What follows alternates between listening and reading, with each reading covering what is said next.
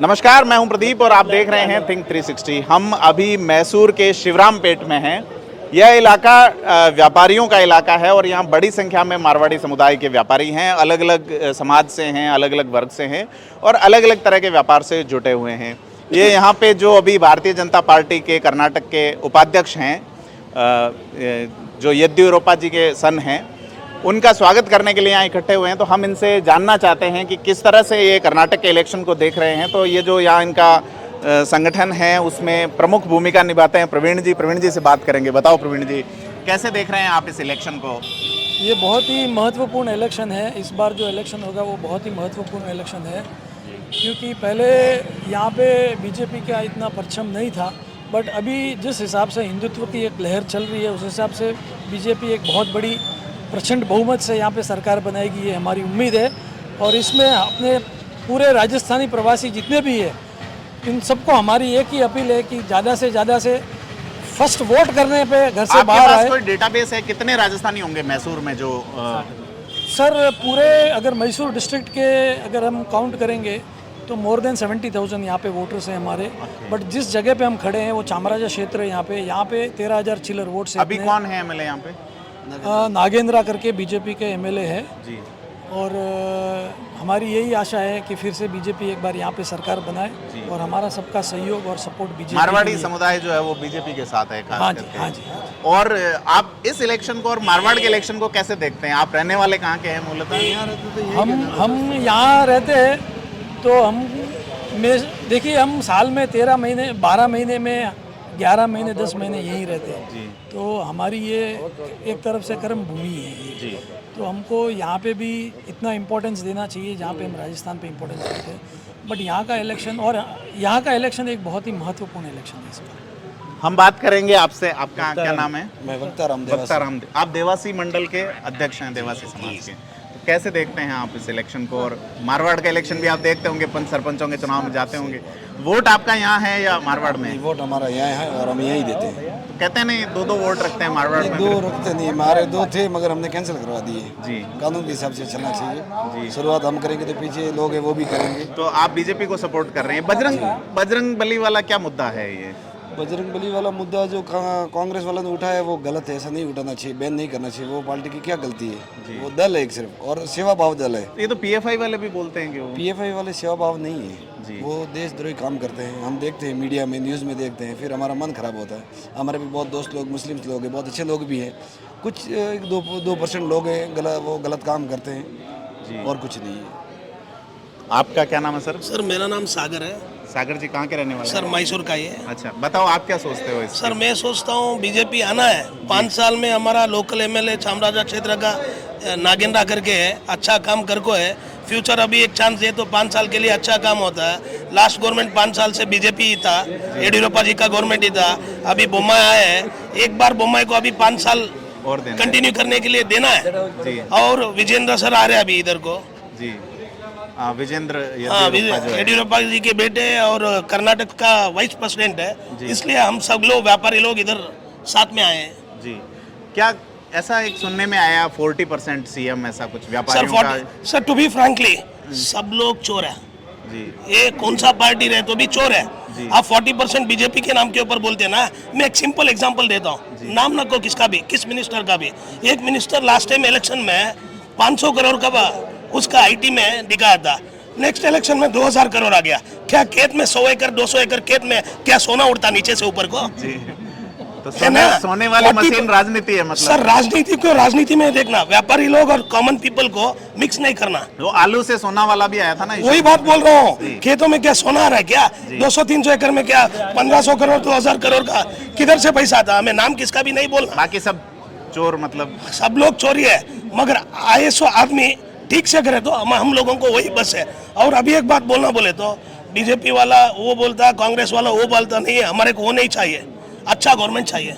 अच्छा गवर्नमेंट रहे तो राजनीति अच्छा रहता है, प्रजाप्रभुत्व बराबर रहता है। तो अच्छा गवर्नमेंट की परिभाषा आप क्या मानते हैं? परिभाषा बोले तो आप ही बोलना सर, आप हमें बोलने से ज्यादा आप मीडिया लोगों को मालूम रहते हैं। नहीं, हम तो आप बोलते हो उसी को बोलते हैं हम लोग तो। नहीं आप बोले 40%, इसलिए मैं बोल रहा हूँ। ये बात चल रही, मैं राजस्थान जयपुर से आया हूँ, हम नॉर्थ इंडिया कवर करते हैं। हमने यहाँ के इशू देखे, तो बात आ रहा है नंदिनी दूध का इशू आ रहा है, अमूल का इशू आ रहा है कि अमूल एक्वायर कर रहा है चीज। सर एक मिस्टेक तो कर्नाटका गवर्नमेंट की वजह से भी हुआ है, वो नंदिनी और अमूल का वो मिस्टेक मैं मानता हूँ। अमूल आके गुजरात का है, नंदिनी आके लोकल का है। नंदिनी का दूध है और घी है ना, घी एक्चुअली तिरुपति टेम्पल को सप्लाई होता है कर्नाटक गवर्नमेंट से, हर रोज को 2 गाड़ी सप्लाई होता है। नंदिनी साउथ इंडिया में नंबर 1 है, मगर वो में एक मिस्टेक होता है, 100 काम ठीक होने से एक काम गलती होता है, उसे हमें माफी देना पड़ता है।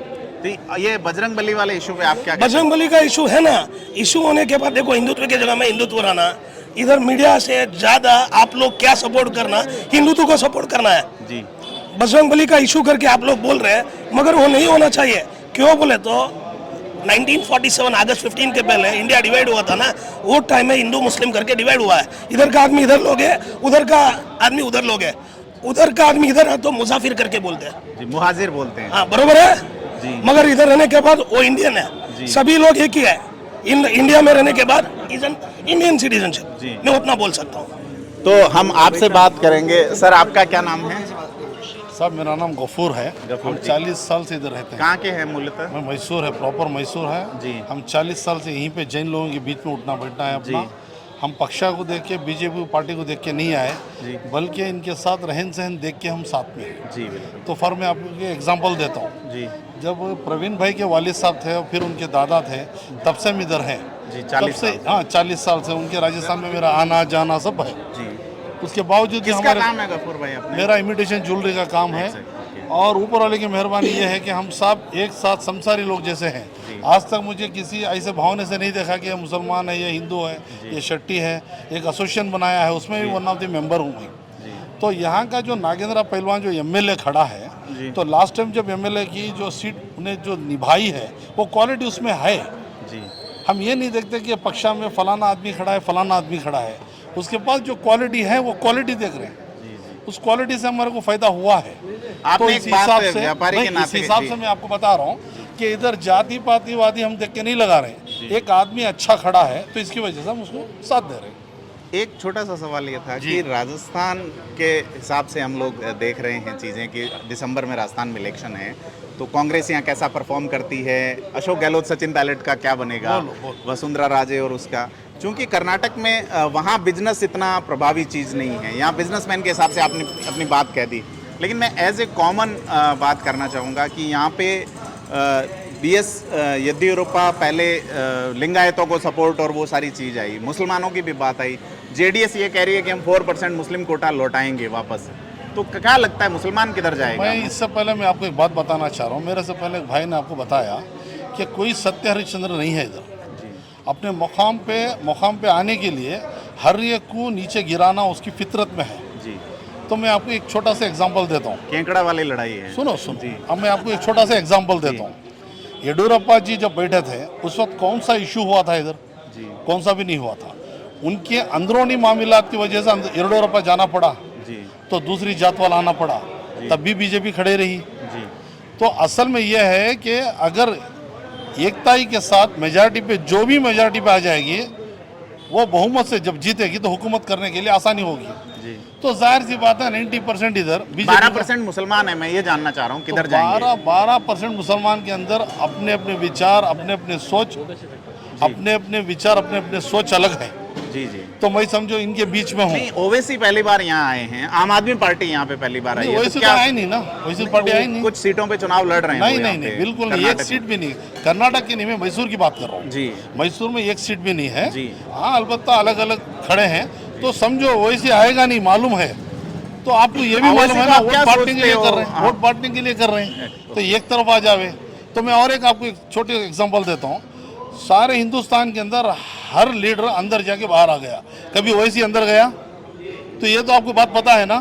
तो जितना वो गाली दे रहा है, इसको पैसा उतना मिल रहा है, तो आराम से अपने घर पे है। तो लड़के हम लोग और आप लड़ रहे हैं। अब ये CM, अब यहाँ तक कि मैं एग्जांपल देता हूँ मैं आपको। CM इब्राहिम साहब MLC प्रेसिडेंट, बिल्कुल आराम से वो इस्तीफा दे दिए, सीधे JDS पे चले गए।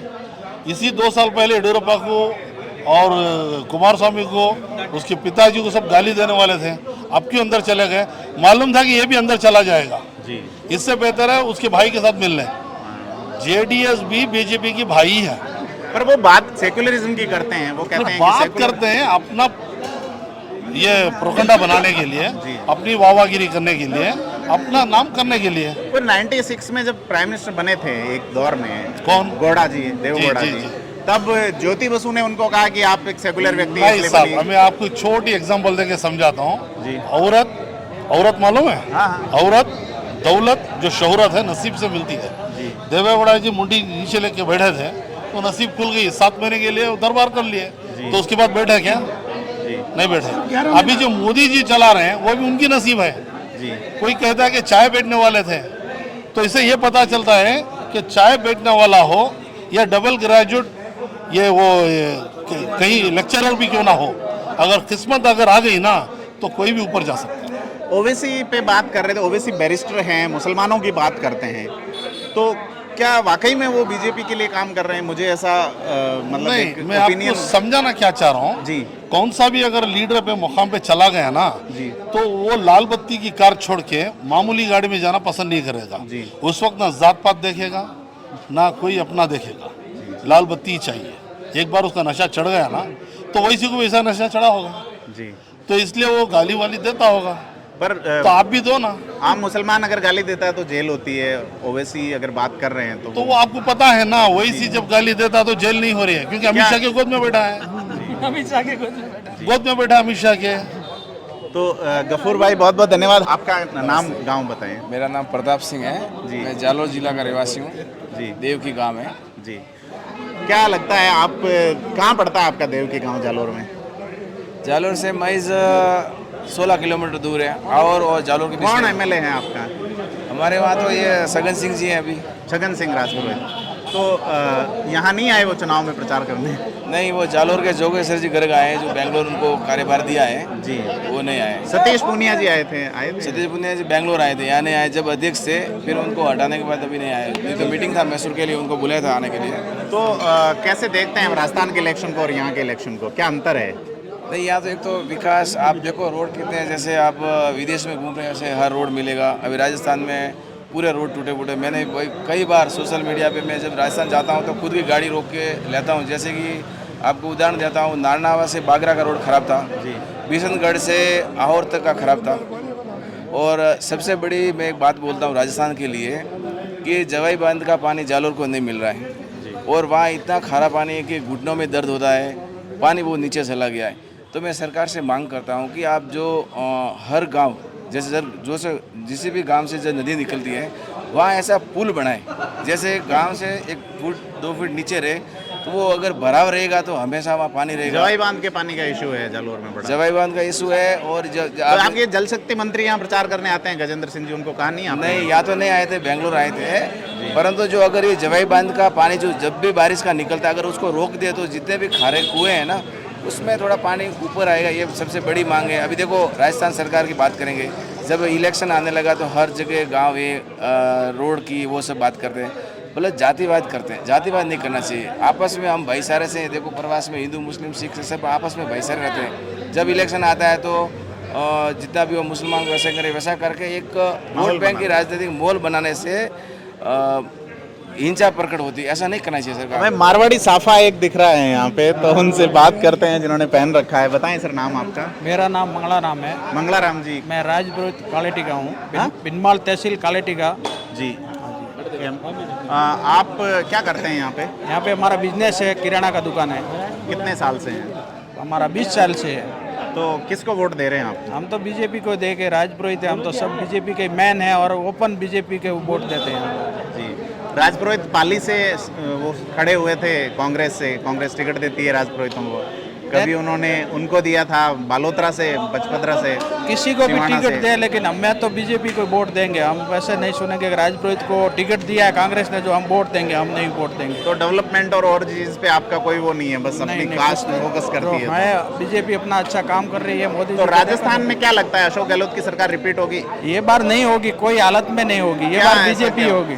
क्यों नहीं होगी? क्यों तो नहीं होगी? आप सबको मालूम है कि राजस्थान में अब के बार अशोक गहलोत जी ने क्या किया है। इतने सारे जिले बना दिए, 100 यूनिट क्या बिजली करना है? दे रहे हैं। हमारा जिला भिनमाल नहीं बना है, इसलिए नहीं आएगी। भिनमाल जिला बनना था, कहाँ सासुरजा को डाल दिया है, कहाँ जिला बना है। और सब झूठे झूठे वादे करते हैं, झूठे झूठे सब जो उग्रवादी है उसका पूरा सपोर्ट करते हैं और जो सही है उसका कुछ सपोर्ट भी नहीं अच्छा, है। एक दिल से आप जवाब दीजिएगा, अगर पूराराम चौधरी आपके एमएलए हैं, हाँ क्या जी। उनको टिकट मिलेगा तो सपोर्ट करेंगे आप? करेंगे, जरूर करेंगे। किस मुद्दे पे मतलब? मुद्दे बीजेपी का है, बीजेपी कमल का फूल देखो, हम देंगे वोट उनको ही देंगे। क्या बीजेपी को चेंज करना चाहिए प्रत्याशी? उनको लंबे समय से नहीं, रह लिए। बीजेपी को चेंज नहीं करेंगे, कैंडिडेट चेंज आपके कर समाज सकते से हैं। दुखाराम पुरोहित है जो वहाँ ट्राई कर रहे हैं, प्रधान रहे हैं। वो भी उसका मामला टिकट जो बीजेपी देगी तो वो बात है, नहीं तो किसी को भी बीजेपी टिकट देगी वहीं हम राजपुरोहित वोट पर करेंगे। वोट तो आपका यहाँ लगता है। हमारा यहाँ भी है, हमारे गांव में बैठे हैं, वो गांव का भी वोट है ना, तो वो वहाँ देंगे। हमारे पास आंजना समाज के बंधु हैं, क्या नाम है सर आपका? नेमाराम पटेल। नेमाराम जी, कहाँ के हैं आप? मैं ऐसे तो समदड़ी के पास है, मजल गांव है, बाड़मेर जिले में। बाड़मेर जिले में जी। और मैं यहाँ पर करीब मैसूर में 26-27 साल से यहाँ पर बिजनेस कर रहा हूँ जी। और यही शिवरामपेट में करीब 12 से 13 साल हो गया है जी। और हम लोग किसी भी कॉस्ट से हैं, हम लोग 36 कौम के यहाँ पे रहते हैं, लेकिन सब भाईचारे के साथ रहते सारों का हैं। तय है कि बीजेपी को देना है। वो तो है ही से, दिल से हम तो जी। और मैं एक और नई बात कहना चाहूँगा आपको, इन भाइयों ने कुछ अलग बोल दिया है। मैं ये कहना चाहता हूँ सरकार से कि अब की बार बीजेपी सरकार आएगी, ये तो पक्की है, लेकिन बिजनेसमैन व्यापारियों के लिए एक अलग से पॉलिसी बनानी चाहिए। हेल्थ इंश्योरेंस जैसा है ऐसे लिए बिजनेस इंश्योरेंस होना चाहिए।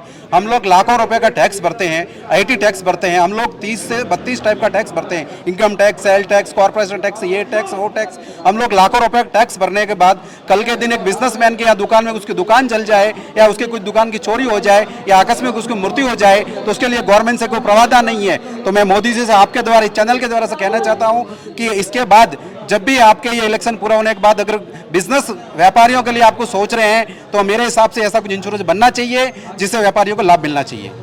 Thank you. और कौन बात करेंगे हमारे साथ? बहुत बहुत धन्यवाद। हम इस इलाके शिवरामपेट में कई सारे व्यापारियों से बात की, सारे बीजेपी को सपोर्ट कर रहे हैं। तो यहाँ एक सूत्री कार्यक्रम है, तो हम आपसे लगातार कर्नाटक चुनावों पर रूबरू होते रहेंगे। बहुत बहुत धन्यवाद।